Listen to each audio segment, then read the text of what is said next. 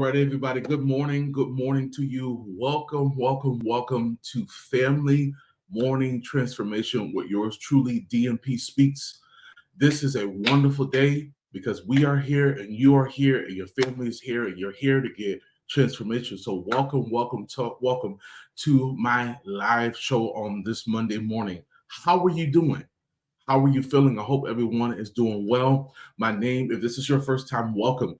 My name is David M. Pinks. I go by the name of DMP Speaks. I am a speaker. I'm a board certified Christian counselor and life coach, but I'm also a family restoration specialist, a family coach to help bring your family closer together than it's been at any time in your life. This is the time for transformation because I believe every family deserves transformation. Excuse me. So I do these Monday through Friday at 7:30 a.m. and on Saturday at 8:30. It's just that I got family here right now. They're about to leave soon, but I said, let me get on and give some insight, some content, some information for families on this morning, like I do every morning, Monday through Friday and Saturday. So the topic that I want to talk about, just a small discussion this morning, please share this with someone. Having a one-track mind or mindset is hurting your family. I'll say it again. Having a one-track mindset is hurting your family.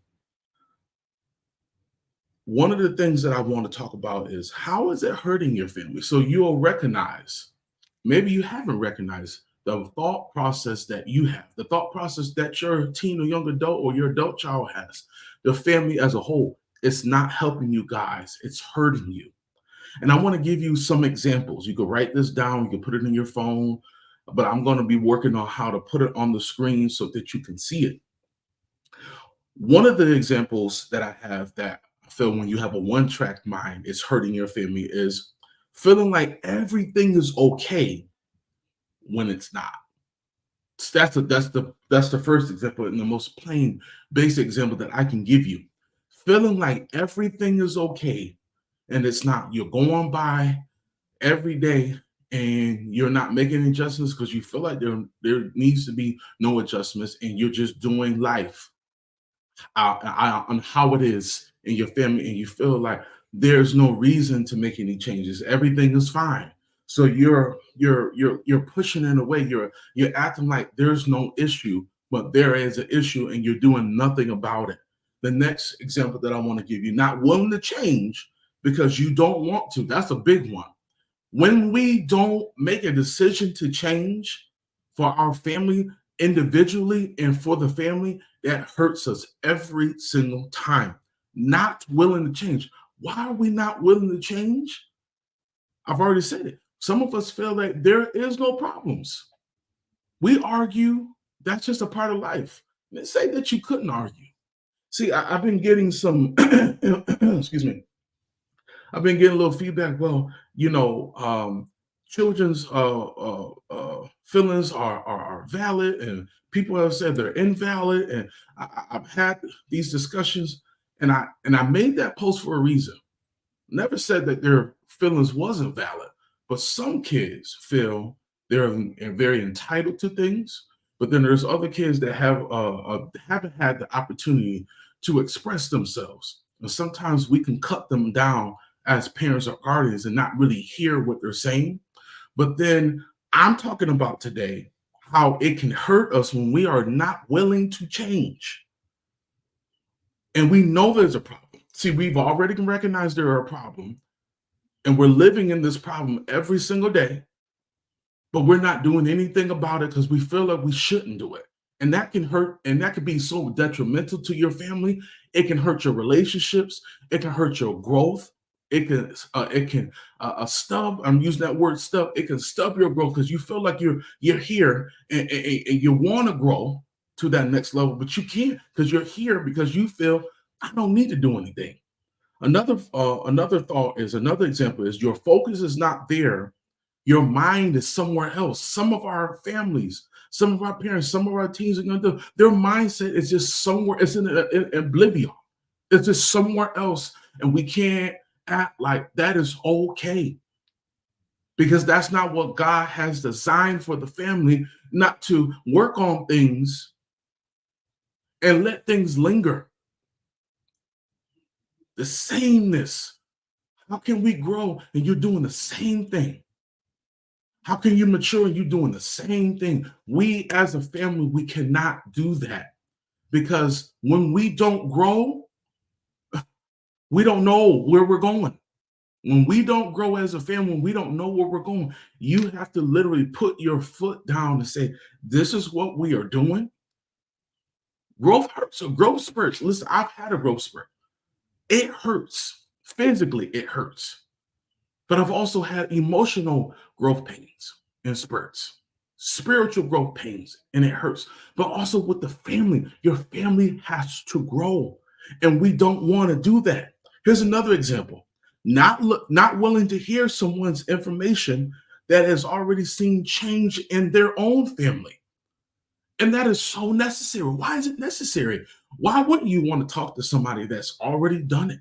Why would you not want to take in, right, and pay attention, close attention to a family member, to another family that has already went through, they're already raising their children, right? They've already had ups and downs, trials and tribulations. They already had trouble, but they found a way to get through it. It might not work for everyone, man. Maybe it worked for you, but your ears are turned off to information, right?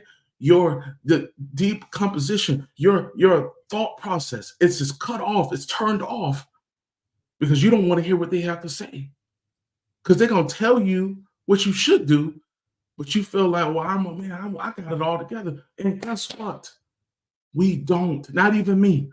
None of us have it all together. That's why we have to get help. I had to seek help as a young man. I had a great family line, but I still needed more.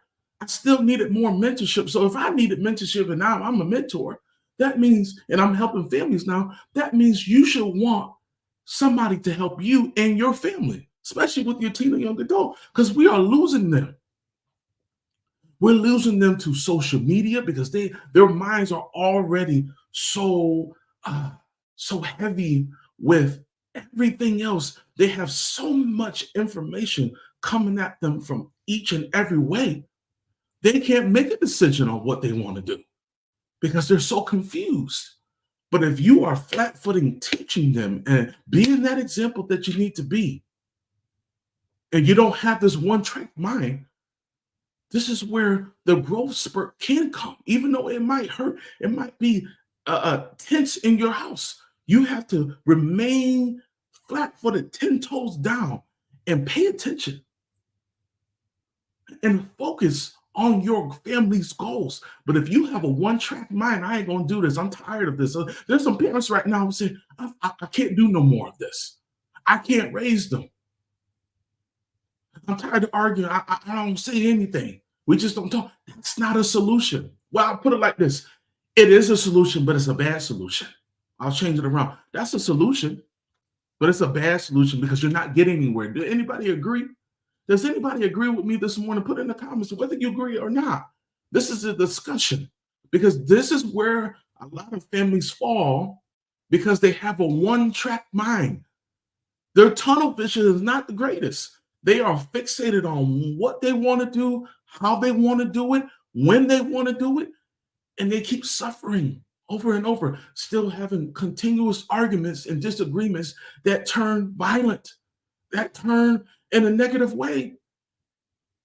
But you said that you guys are doing good, but you know that you're not.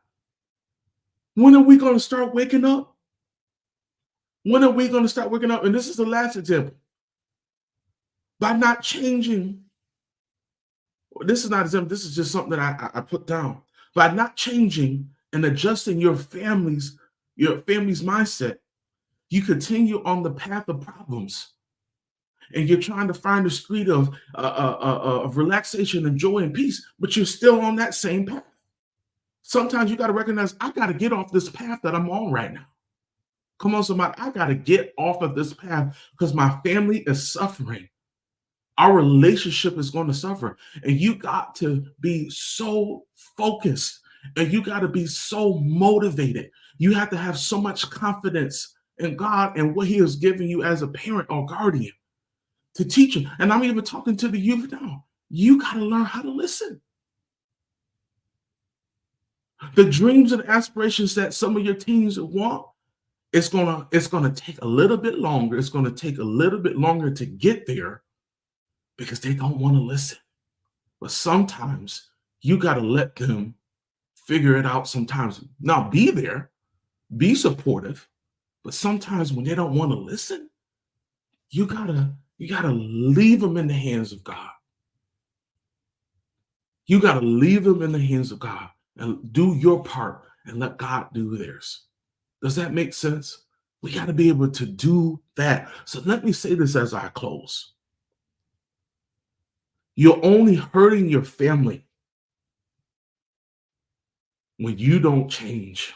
When you decide that there's no need to change my family dynamic.